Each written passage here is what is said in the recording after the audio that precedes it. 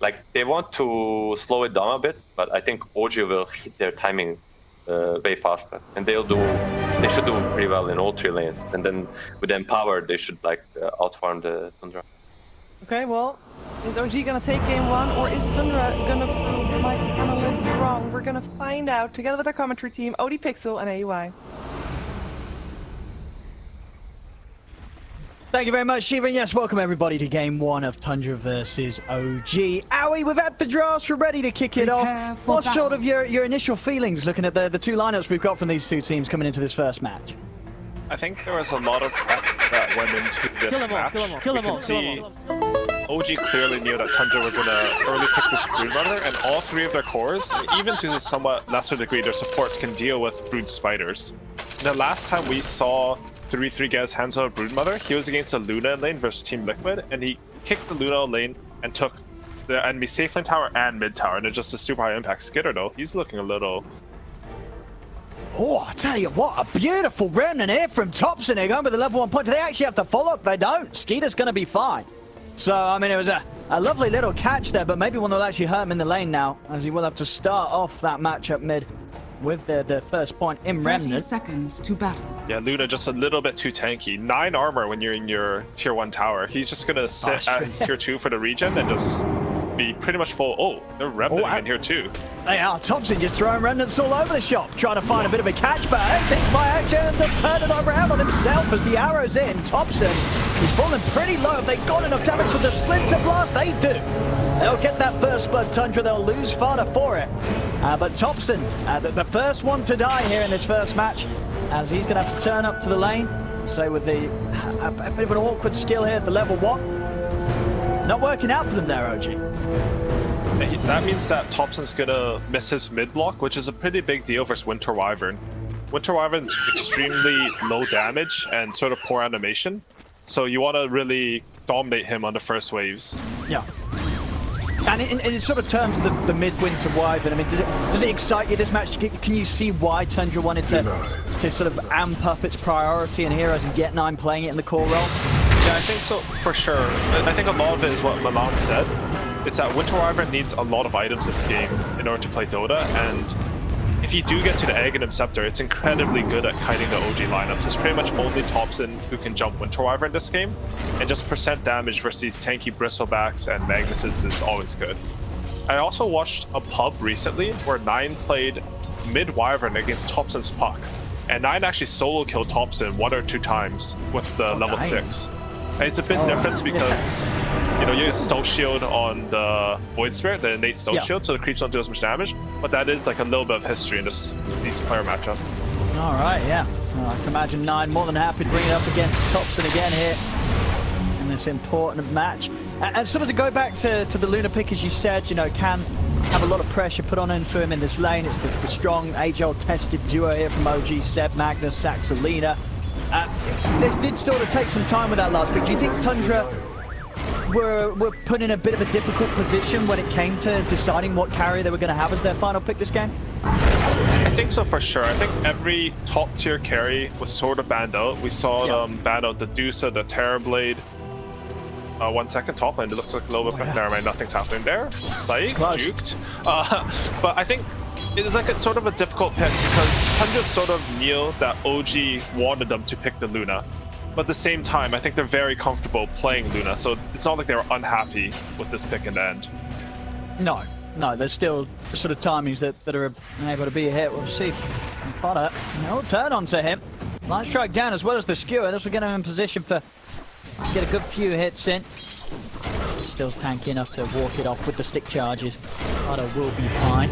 And there's some of the CS so far in the matchups. We've got mid 11 for 2 against the 11 for 0. Pretty much even here between 9 and Thompson. On the top lane, 33. A little slower start when it comes to hit the creeps, but same to be said for Sumail really. They're pretty close. Nobody getting zoned out completely of the laning stage, all in all. And Marana does have 6 CS, so that's a lot of where the top CS goes from 3-3-2. He's even level 3 before his offlaner. I mean, snaking on the Marana. We saw in his Liquid match. He's a real core. Yes. You know, when that sort of gold goes to snaking early on when he's on his Marana, you know it's going to a good place. Bot lane though, they caught Skitter. See if they've got enough for him. Skewer back. Not quite able to get him underneath the tower, but still hitting him pretty hard. I say that though, Saxa, he might be the one to fall there. One more hit, not enough. Saxa's able to get around the tree line. Saxa won't go down, but neither will Skeeter. Skeeter able to step back in time. OG, even with the grab for the skewer, not quite able to set up for enough damages. Nobody ends up going down. And neither side with a solve, so it's going to be a little bit of a weird situation in the lane. Fada's going to pull all his tangles to Skitter, but you can't heal him right back up there. I also want to mention that both the OG supports have also gone for a Basti Ring first item on the side lanes.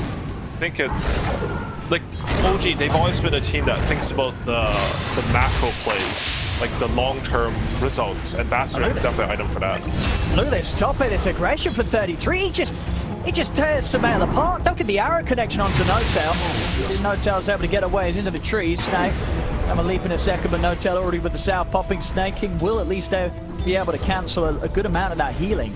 But yeah, 33, just knowing the exact strength of the Brood, Sumail just gets turned upon, and he can't do anything. In fact, No-Tail stepping back in range. They're going to jump forward. They're going to be able to bring down the Coil as well. Another kill here for Tundra on the top lane. As might have been a little slow on the CS, but this is why they picked the Brood first. 33 in his element. He knows exactly when to get aggressive and when he's going to get away with it, regardless of who he's laning against. I'm honestly shocked by this. Coddle Brood, they're going on top again. Look at this again. Yeah. Just straight in on Sumail. A lot of stacks, but 33's got the stick charges. Just playing on the edge here, 33. We'll try and turn towards him, Sumail and No-Tail, but 33's into the trees. He's fine, Snake. He's got to leap up in a second. Will also just be able to get away. The blast coming in, not enough damage. Snake King will survive. Auto Bristleback has been one of those auto win safe lane matchups for like 8 years in Dota now. I'm honestly surprised that I wouldn't say Brood Mirana is inspiring in the offlane either. So they're playing, either they're playing really well or the matchup is good for Brood and we just don't know about, but 3-3 plays a lot of Brood Mother Heat. Yeah, he absolutely does. 1-0-2 on the KDS so far. Sorry, nothing happened. I have no idea what I'm talking about. No, I mean, you bang on this bottom, though. We've got to keep our eyes on it because both teams, Tundra and OG, really having a right poke at each other. Seb is out of regen. So he's actually going to opt to take the trip back to base, give a little space for Saxa, but doesn't mean Saxa on his own. To be a little cautious. Skeeter does have enough mana with the one charge just to pop out a Lucent Beam. They've got enough damage here. Saxa on his best to juke away from this in the trees. And we'll tell with another stun, but that's going to end up killing him. Spike Carapace is up and ready. Saxa gets the lane left to him. And Tundra, they're able to make the most of Saxa being on his own, and they'll take him out of the game. And Nine is actually doing really well mid. I thought this lane would be more Void Spear favor. Oh, top lane, they're poking him, nothing's happening. I don't know why I look around the map. He's doing really well. And I thought it would be more Void Spear favor, but maybe because he had to take the Aether Remnant, so a result of the level 1. I think, because I really do think that it absolutely hurts. You know, if you're not sort of able to secure that advantage on the first level. Smoke from Saxa here though. See if they can burst 9. A couple of jumps here with the Astral Step. Not enough damage. 9. He's okay, and he's also very hard to get on top of here. They does have the curse available. Saxa, with the stun, comes in, catches him off guard. Not ready for the setup there from the Lina, as 9 will get caught a little too far up on the high ground here at the mid lane. And that's honestly such a good play coming up from Saxa. Like, who would expect the bootsless level 4 Lina gank onto mid lane? Yeah, it's not something that, even though Lina died, the comms aren't, hey, watch out, Lina might gank you. It's just, guys, Lina's dead, she has no boots. And then, you know, you get a kill on the enemy mid, which is huge because OG, if you look at their lineup, they really need Thompson to start rolling this game. It's Magnus and Bristleback, they're not the best heroes at making moves. It has to be Void Spirit starting every fight. Absolutely. And sort of Void Spirit is a hero in himself, right? This is a hero that doesn't play well if he starts falling behind. You are pretty snowball-centric when it comes to having impact as this hero. And even after that gank, though, 9 is still the same net worth as Thompson. The same for top lane, you know. 3-3 got a couple of kills, but Sumail is still the top net worth of the game. You didn't want that. Vanguard now a very hard target for 33 to really punish and push out of the lane. So Sumail and No-Tail should be in a good position to hold off that sort of pressure that 33 wants to normally apply when he gets the Brood pick in these matches. I think he'll pretty much just look to cut the creep wave from now on. He has to be a little bit worried because Thompson has some TP kill threat or just running up there. But he'll feel very comfortable. You know, Snaking's going to take away the jungle's axe. Honestly, I'm a bit surprised how OG played to give the Mirana away. because you know OG, they're going to get a lot of stacks up. They want to clear with the Bristle Magnus. But Marauder is just going to steal all the big creeps, so it's a lot less effective. No King. Keeping his eyes on the jungle here for now. He's Skeeter down bottom, not quite having his free farm. Sumail is up top, but at the same time, not really under any sort of threat from Seb and the Saxers. Seem to look to manipulate the creep wave, try and take away Dire's top his tower potential is under attack. gold from Skeeter. So the last time I saw Nine play Winter Wyvern, he went for Boots of Travel into Witch's Blade, into Aghanims, and then he actually bought a Silver Edge. So they do have a natural, it's like the 4th item, Silver Edge carry coming out against the OG side eventually. Yeah, that's gonna be pretty big. I mean, yeah, absolutely. In this sort of day and age where you just don't have a lot of great mechanics in there, knowing that he is going to have the flexibility with his build down the line to offer that counter to Sumail. Thompson, he's farming this big stack on the Ancients. They're just giving him a lot of farm priority because they understand that he's the one who's going to get strong to make the moves. How you make moves in Dota is you need to do something to get ahead first, whether you get ganked for, whether you take a stack, and then you can start running around. If you start running around without that sort of power spike, it usually doesn't work, or it's like more up to chance.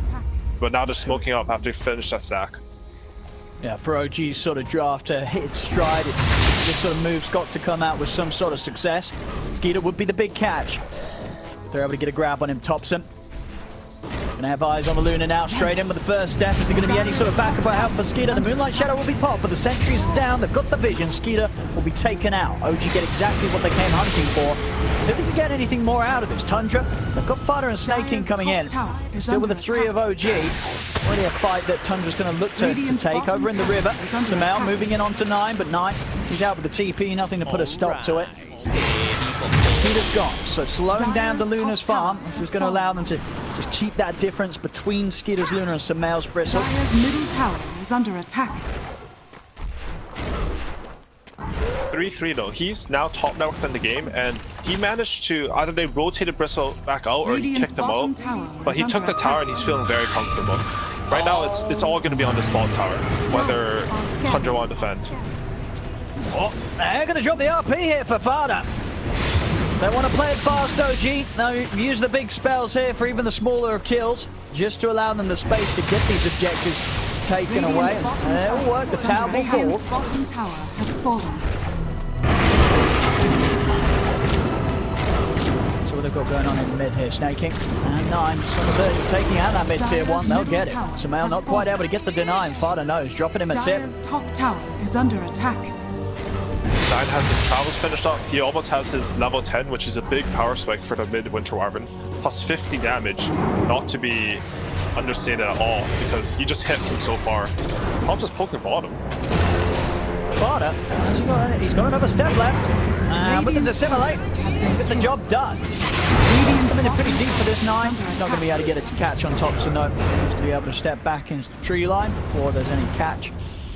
Thompson backed up once again by Seb. OG continuing to try and take away this jungle. We'll see over towards the mid lane. 33 is in aggressive. The arrow's going to connect in onto Sumail from Snaking. Saxa will turn with the Laguna Blade. It's not enough to pop Snaking. Stick charge. Snaking's pretty much back up to full HP. They get in, they get the kill, they get out. OG not able to punish this as of yet. Now looking towards 33 here. Thompson maybe thinking about going for a jump onto Snaking instead, but figuring he doesn't have quite enough control to deal with the sleeping Mirana. OG not able to get a trade back there for losing Saxa.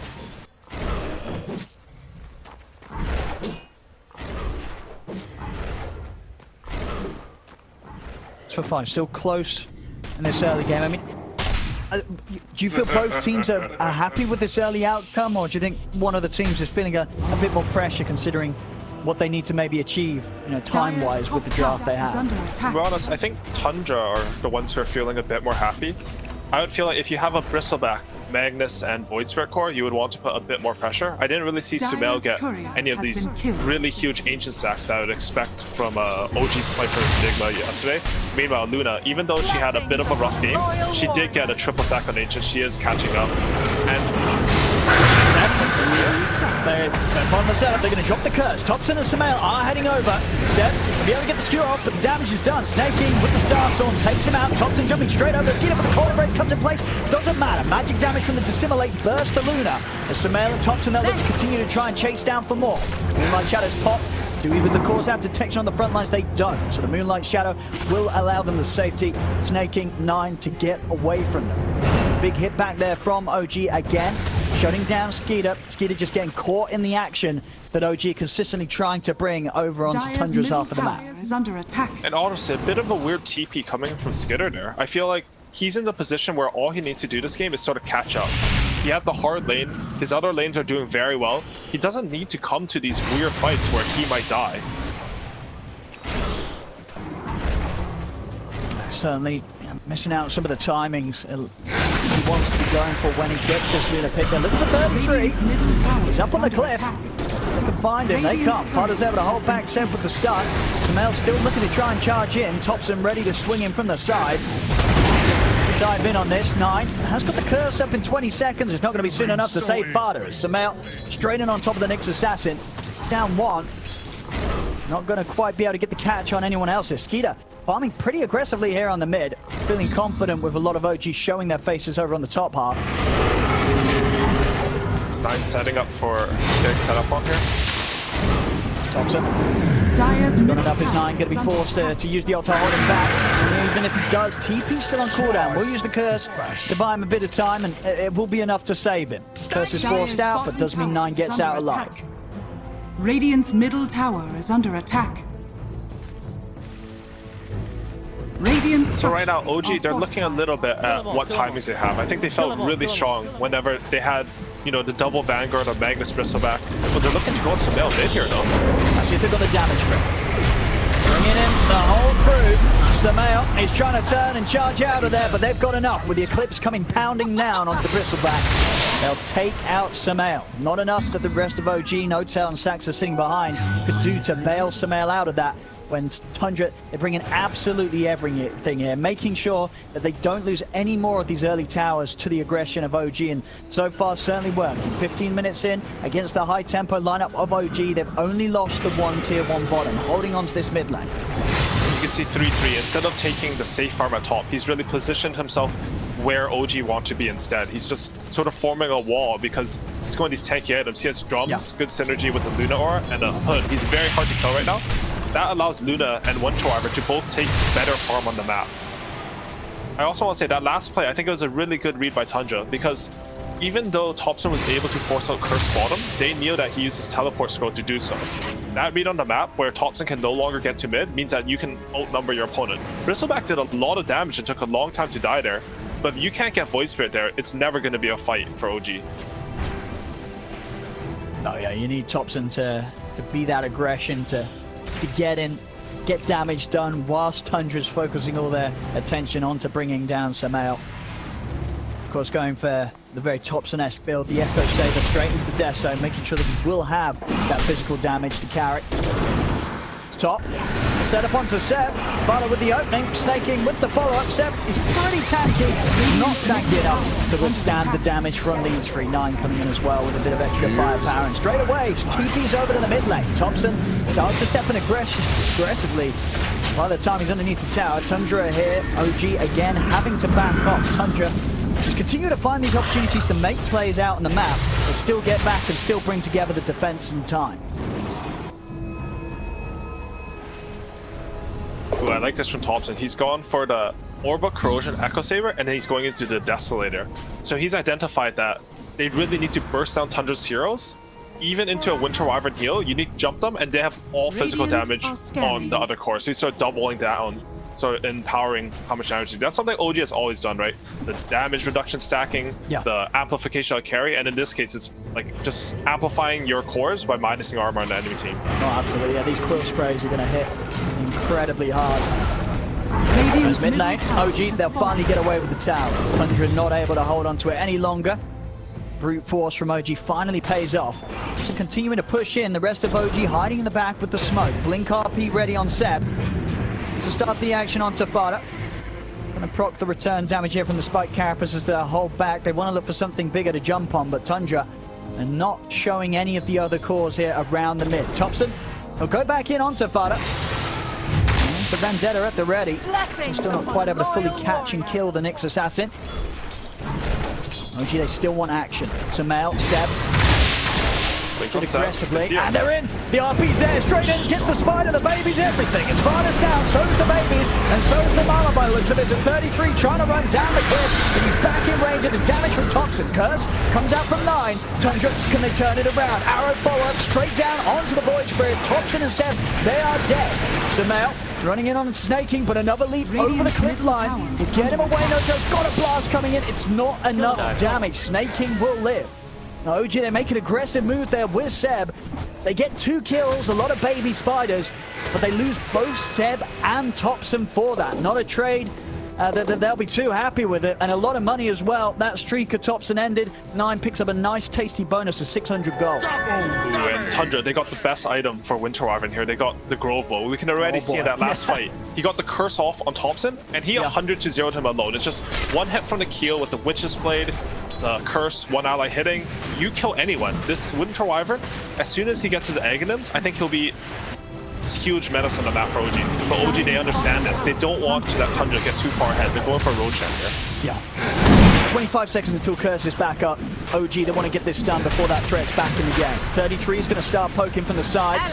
Could look for a steal here. OG's got to be careful about how quickly they pick the items up. As you know, Tundra's going to look to maybe get in on his nade. He'll drop in an arrow, but he doesn't want to commit with his body. He'll stay outside. OG get the space to finish Roche. Aegis now ready on Thompson. So now it's definitely going to be harder to deal with when it comes to utilizing these ults to burst the cores, especially Thompson. Thompson's going to have a chance to play out the fight with a second life.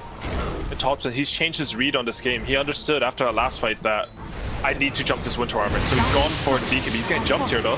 They're going to be able to quickly take that Aegis out of his hands. And pretty much as soon as it's picked up, it's gone. That's the Aegis out of the game. Turn towards Fada, big Laguna coming in before Fada can even get the chance to do anything in return. So they'll delete the Nyx assassin and they'll start to try and swing around on the top of that. Thompson is getting incredibly aggressively onto Snaking, but Snaking managing to jump out of the combo in time.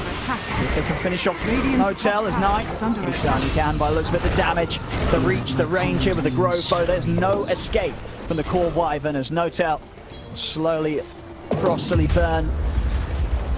That Aegis pickup, I think it might be the most influential part of the game for Tundra. Because if they have Aegis, they had Aghanims on Bristleback, they had an Aegis on Voicebearer, they could have completely taken over the map. The fact that they don't have Aegis is a huge swing in Tundra's favor. Thompson. Poke on a 33 Fada. Finally opening stun. Arrow for Snaking. Beautifully lined up, but they got the damage to take Thompson out before he can jump away. They do. That's Thompson gone. 9's coming in with the wrap round from the side. Seb's trying to TP out. The damage, it's too much though. Seb down as well. Eclipse ready to go. Skeeter turns. They've taken down all 3 cores here, Tundra.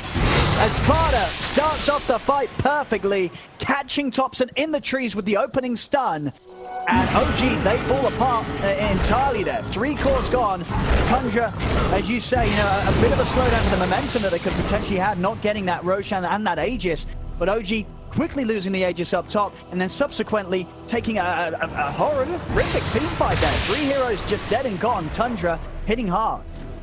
And I think OG right now, they're feeling a bit uncomfortable. That fight was into the enemy triangle, into the vision of Tundra. It was a perfect engagement for Tundra. They have all the vision. They have Wyvern on the high ground where all 3 of your melee cores can't touch him. You don't really have the stun to jump it. And now he's won this fight. He's got his Aghanim Scepter. 22 minutes, yeah. You know, people don't see this Winter Wyvern core much, but Aghanim Scepter got one of the biggest buffs last patch. Now it gives you 25% move speed. It has great synergy with his booster travel. He's going to be zooming around and untouchable, constantly applying the slow, the percent damage and debuff as it refreshes with the Aghanims. And I don't know how Bristleback or Magnus really walk into fights. They have to kill Winter Wyvern in order to take any sort of engagement against Tundra. Yeah, I mean, and that's all on Thompson, right? He's the agile hero that can look to make those jumps to get to that landscape. And the Moonlight Shadow, they prepare for the walk, but straight away the curse from 9 comes out. Holds back the offensive here from Thompson. And Seb, they'll still look to get the jump in with the RP. Only going to catch Snaking though. 9 able to step out to the side in time. Whilst the Curse doesn't find anything, neither, of course, Dire's does the bottom RP. A tower couple of is bolts under from attack. both sides. Not achieving much more than a kill on Snaking. Nicely, in fact, hovering around it. He's got Fada with the setup. White Carapace catching Seb off guard here as the cleave gets reflected, and Seb, Damage. he's gone. It's too much here. 9 slowly beating down upon him from pretty much an entire screen away there with the reach that this Wyvern has. So that's a 2,000 HP hero with Vanguard. And Winter Wyvern, he killed him in like 3 seconds. Like his entire, like the last bit is slower, but he just does so much damage right now. And it's not even just, he has a Broodmother to frontline for him, a Potter multi to sort of hide him away, and as I said earlier, he is going for that Silver's Edge. He's ready to they go got Lee again. as well. Yeah, Saxa getting caught out by Fada. I'll tell you what, they're certainly having struggles with this Nyx Assassin. I mean, sure, Fada's died quite a few times, but a lot of the kills that Tundra's been getting here has been Fada just setting up things, and OG getting caught time and time again off guard by Fada's positioning. A lot of his deaths is just playing Nyx Assassin. Every time you see a Nyx, he'll always have double digits death, but the impact of this hero has always been so high in all these qualifiers. They smoke up on OG though. They're tired of this little bug. They want Fada. They really do. They start to lead in onto him. Snaky's going to draw their attention away from him. See if Thompson can come in to finish the kill. He's got the Remnant grab onto Fada. And they'll finally be able to get their... Oh, maybe not. Have they got any further detection? Oh, Fada will step back into the Remnant. But they actually don't on the front of them. They had the sentry down, but nothing else to keep the vision of Fada. Fada's able to walk away there. They pretty much have 4 members of OG up here trying to get a kill, get a catch onto Tundra. They don't get anything at all as Tundra continue to get away with being more efficient across the map. Skeeter now getting huge amounts of space down bottom after a bit of a rough start. A couple of fights that he turned up to a little too early. His game's completely recovered, sitting solidly at the top of the network now, taking over that top from Samael. Tundra decreasing this advantage. OG's got a hit for something, but Thompson, he's been caught again. Thompson's out, Snaking and 9 getting the job done. So yesterday, I learned that Chen was broken, apparently. When OG played it twice against Nigma, it looked absolutely fantastic. I don't know what it did, but they won the games. This game, honestly, Winter Wyvern looks like a completely top-tier hero. I don't know if it's because his lane was good, maybe Taunton had to take the Q at level 1, but 9 has done so much this game. He even has like this night vision. Arctic Burn gives you night vision. He has a night vision talent, so you can always see your opponents, and he's just doing so much damage. He sets up with a Winter's Curse into arrow. He's all across the map with travels, and oh, they're catching Nota. Like Tundra, they're just outplaying OG on the map. They have this wave shove with the Luna illusions and Broodmother summons, and despite Notel going for this very fast recall and shard, they're getting picked off everywhere because they can't control their lanes. They don't have enough information and vision. Not at all. Look at this. One hit on Saxa. Look how much damage he takes. Look at this. That health just ticked down there. He's at 25% HP from 2 hits from Winter Wyvern. Oh, here we go, top. They found Fada. Fada found them. He'll turn with a stun. This time they'll kill him off. Dire's middle Fada's not getting away with that one. Good punish by OG there. I mean, most of Fada's deaths have been for the boys, but if you show a lot of heroes bottom, you probably can't push forward in the enemy jungle like that. He does scout out the enemy ward. Dire's bottom as well, tower is but under attack. quite enough, and now nine's up here. A couple times there from top, so I feel like he's missed out on kills because he's not carrying dust versus the bottom Nyx. I mean, you're not wrong. It's certainly happened. It has certainly happened. Dire are scanning. You've got to be careful up in 9. He's got the first ready to go. Arcane Rune as well. And he saw Magnus there with his night vision. Magnus can't see him, but he's just flying around in these trees. How do you catch this guy? Yeah, look at him. This sort of... I mean, you've got to get some Tinker Wards out or something. I don't know how you're going to keep eyes on 9 just sneaking around the way he is. He'll not show himself to grab the Cleat Wave. Cute little curse that's used to try and get out of there, and he's away. The Remnant not quite at the right angle to grab him and stop him from TPing out as 9 put living on the edge. But he does do exactly that. He lives, he's out. Back in the action, 33. Getting chased down, Seth looking for the skewer back. Won't quite be able to get the scoop on 33 though. 33 steps to the side. OG not able to get a grab on any of the members of Tundra's. Tundra are able to regroup safely underneath the tower. They'll even pop a smoke here. Maybe seeing if they can get a jump back on OG. Did they understand that they have bottom lane pushing, they have mid lane pushing? OG is going to have to split up here. They do have the Caudal recall, so so the split means a little bit less, and I think they realize that they don't want to go too far just because of Connor's recall. Also, even on the Bristleback, who has, you know, he's a traditionally very tanky hero. He has Bristleback, he has Hood and Vanguard. One hit from 9 did about a quarter of his HP in that fight. It's a lot of damage, and now he's picked up the level 20 talent.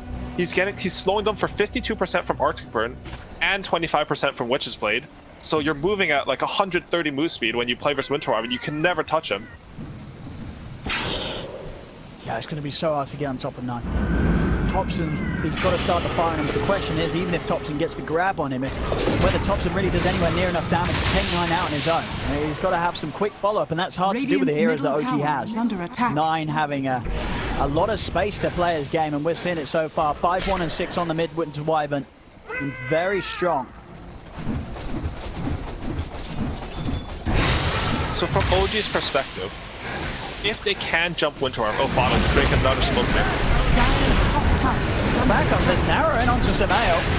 Got to see 9 poking in on Samael. Put off Varda. Samael down to half HP. Skeeter straight in with the Eclipse. Samael's got to step up to the high ground. Thompson's in with the Astral Steps on the Snaking. With a cold embrace, keeps the Mirana safe. Thompson's having to back out for the remainder of this BKB. Over on the high ground here, 33 keeping eyes on Samael.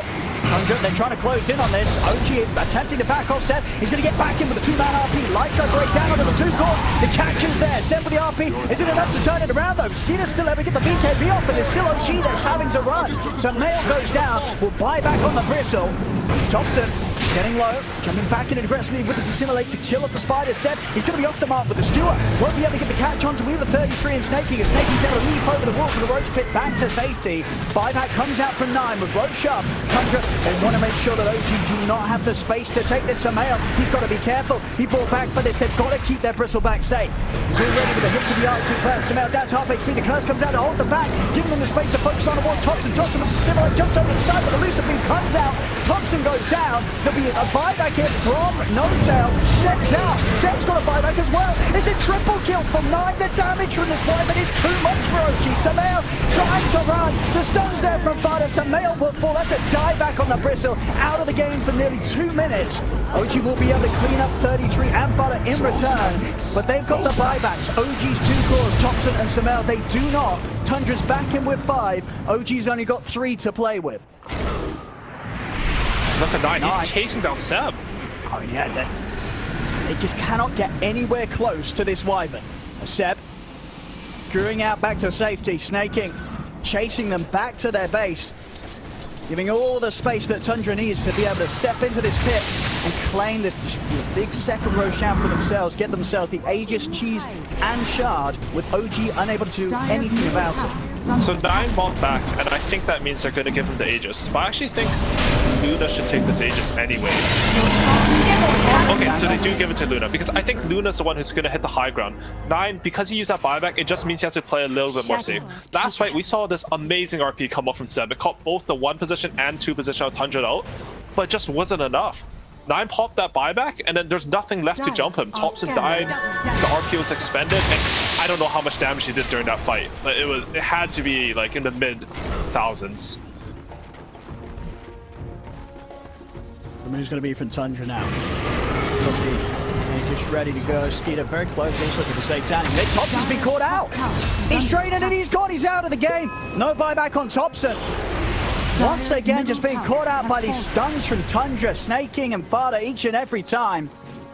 Making Thompson have a pretty rough one here. Another death on the Void Spirit, and that will give Tundra the space to take a fair few of these tier 2s, if not all of them, away from OG. But OG, they sort of also identified the problem in their team fight. You can see Seb, he's gone for an unusual item in the 8th lens. He actually does this a lot in pubs, but you don't see it much from other Magnus players. He just wants to play solely for the Skewer. That extra 250 range, 225 range, getting them into your tier 4s and taking the best fight that you can. Oh, Skinner. Nita. Oh goodness, nearly being down to 100 to 0, but not quite able to do so. 9 just comes in with the sidelines, cuts it down, catches No-Tail, catches Saxa. As the 2 supports out, no buybacks available. Sure, they pulled down Skeeter once, but this was part of the plan for Tundra. It's why they gave him the Aegis. He's able to frontline it in, head over towards Samael. It's all dead. Samael just getting absolutely hammered down by the Eclipse and the damage from 9. As that's a team wipe here. Tundra, they've got the space to push in onto this top racks now. Fortification will come out, but OG They'll have Thompson back up in 5 seconds, but everybody else out for nearly a minute. No buybacks available, and Tundra, they know it. Straight over to the tier 4s. GG is called. Nothing to be done by OG as Tundra will take this game 1 with such spectacular stuff as the 9 midwinter Wyvern, as they're going to be